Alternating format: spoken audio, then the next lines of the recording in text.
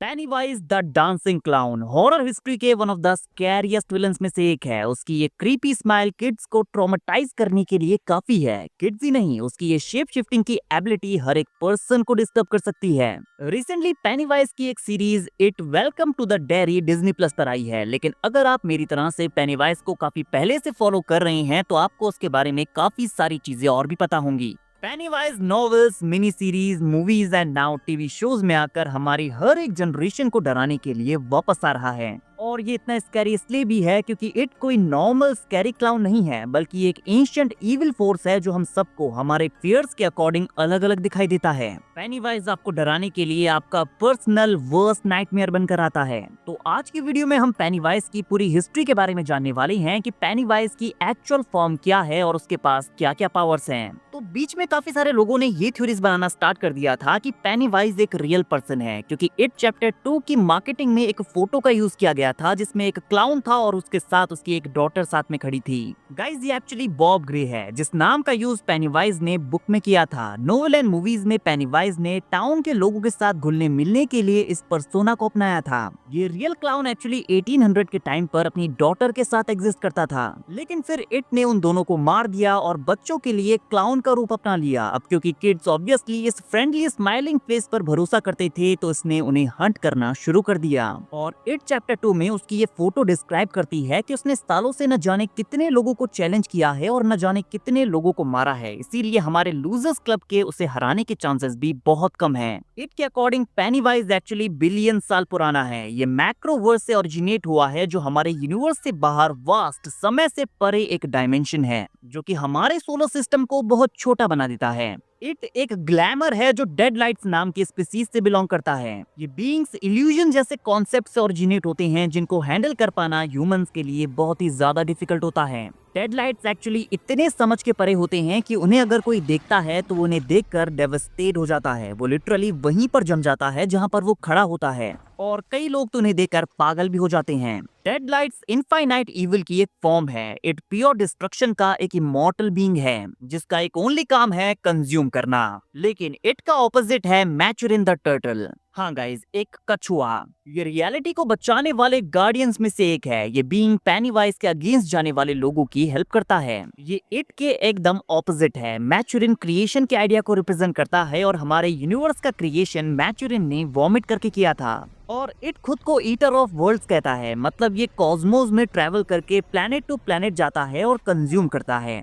और हम ये भी जानते हैं कि इट डायनासोर्स के युग में एक मीटियोरॉइड के थ्रू अर्थ पर आया था, तो हो सकता है कि उसी ने डायनासोर्स को एक्सटिंक्ट कर दिया हो। और फिर सालों बाद यहाँ पर एक टाउन डेरी का क्रिएशन होता है, क्योंकि डेरी इट के साथ एक सिम्बियोट की तरह अटैच्ड है और वो दोनों आपस में कनेक्टेड हैं। तो 1700s के टाइम पर जब इस टाउन का क्रिएशन हुआ तो इस टाउन को बसाने वाले लोगों का गायब होने का सिलसिला शुरू हो जाता है। इट आता था, लोकल लोगों को मारता था और फुल होने के बाद चला जाता था। इट सबसे पहले बर्ड्स और मॉन्स्टर्स की फॉर्म में आता था, जिसे हमने चैप्टर 2 में माइक के विजुअल्स में देखा था। लेकिन बाद में इस तरह के डेंजरस फॉर्म में लोगों को ट्रिक करना इट के लिए मुश्किल हो गया था, और इसीलिए तब से वो चाइल्ड फ्रेंडली फॉर्म में आने लगा। जिसके बाद टाउन की हिस्ट्री में कई सारे मैसेकर्स हुए, लेकिन हमने देखा कि एरिया के नेटिव अमेरिकन ट्राइब्स ने इसके साथ सेंचुरीज तक लड़ाई की। उन्होंने रिचुअल ऑफ चूट परफॉर्म किया और एक पॉइंट पर वो सक्सीड भी हुए और इसे 100 सालों के लिए ट्रैप कर दिया, जिस वजह से टाउन में खुशहाली आ गई और डेरी काफी डेवलप हो गया। गाइस, इट एक्चुअली फीमेल भी है। नोवेल में लूजर्स क्लब को ये पता चलता है कि वो प्रेग्नेंट है। हमें उसके प्लेस पर उसके अंडे दिखाए जाते हैं, लेकिन कुछ बड़े लोग इन्हें डिस्ट्रॉय कर देते हैं और फिर उन्हें इसके कॉन्सिक्वेंसेस का सामना करना पड़ता है।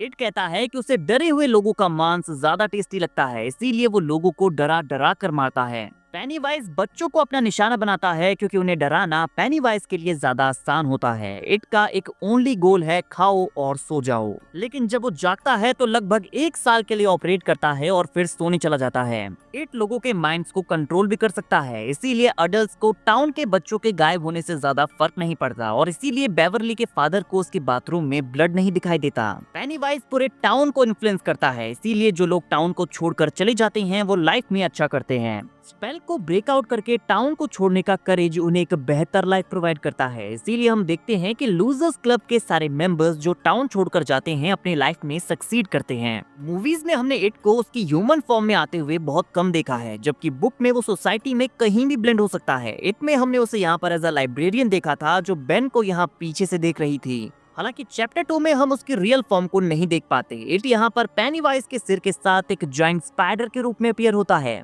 अब वो ऐसा इसलिए करता है क्योंकि स्पाइडर से नॉर्मली काफी सारे लोग डरते हैं। इवन 1990 की मिनी सीरीज में बच्चे इट्जी बिट्जी स्पाइडरमैन सॉन्ग गाते भी हैं। और इस मिनी सीरीज में बेवरली जब बाथरूम में ब्लड देखती है तो वो सारा ब्लेम स्पाइडर के ऊपर डालती है कि शायद ये स्पाइडर ने किया होगा, इसीलिए पेनीवाइज मकड़ी बनता है। हम चैप्टर 2 में डेड लाइट्स को इट को कंट्रोल करते हुए देखते भी हैं, और क्योंकि इसका कोई एक्चुअल फॉर्म है नहीं तो इसका फेस इसके देखने वाले पर डिपेंड करता है कि वो क्या देखना चाहता है।